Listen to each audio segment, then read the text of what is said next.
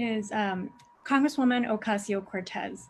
We are counting on you to hold the Biden-Harris administration accountable on bold progressive initiatives, including climate change. What is your plan of action for doing this? The future of the species depend on urgent major action. Thank you so much for your question. Thank you for your urgency, because you're right. I think even in some of the hubbub going on this week, I've had people kind of call in and say, hey, are you okay? You've been really kind of taking it from the party. And what I've kind of been sharing actually is that I feel very centered and at peace because this is what you all sent me to Congress to do.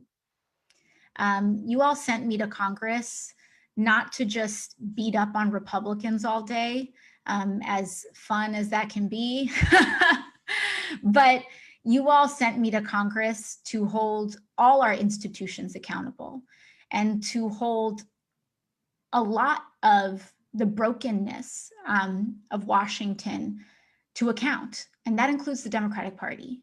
And for 2 years, it has felt as though we haven't been able to hold our own party to account because of the larger looming and existential threat that Donald Trump presented to our democracy.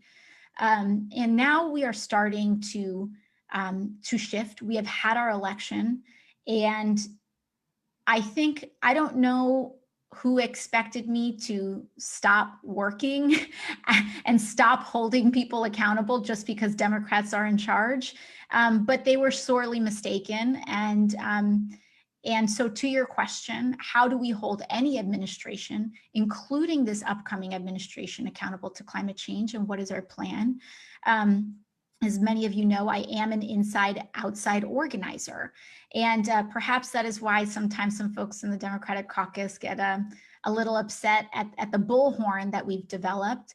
But that's because we need to have urgent action on climate change. But I do think that we're starting off with very good news. One is that I can't even say vice president anymore, our president-elect, which is wonderful to say, our president-elect, Joe Biden, invited me to have a seat at the table this summer as we developed our unity task force policy plans.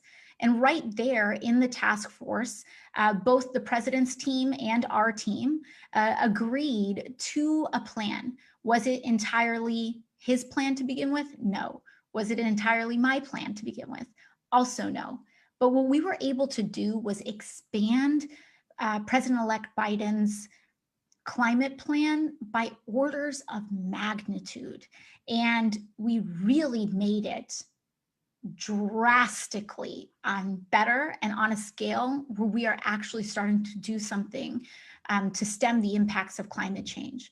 And so now we have this agreement. President-elect Biden has already agreed to this course of action. He has adopted and endorsed this course of action. And that is step one, and it is a very significant step.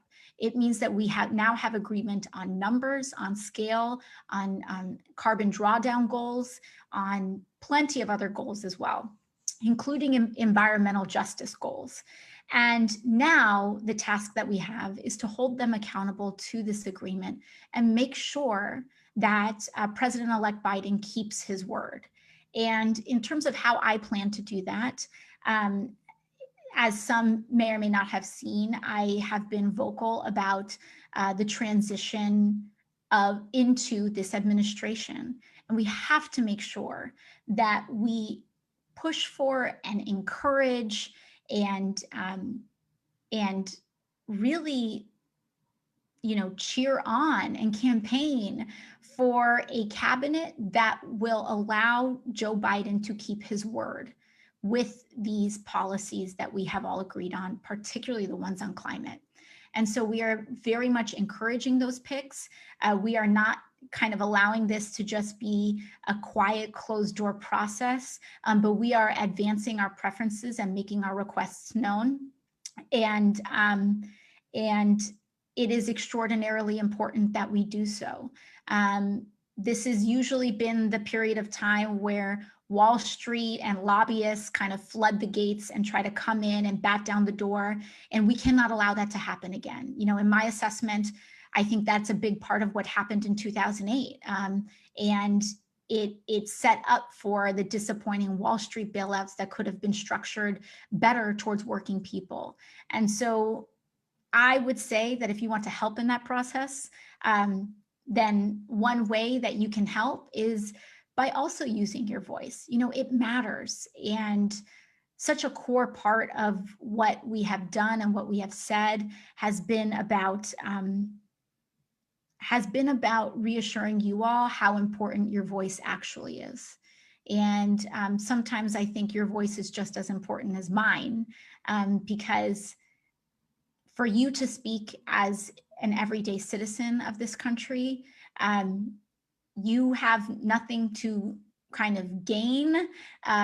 You have nothing to gain except, you know, a better world and a better community. And so I encourage you to also speak up and use your voice and say what you want. But right now we are focused on a transition that will appoint individuals that will ensure that Vice President-elect Biden keeps his word on the Unity Task Force.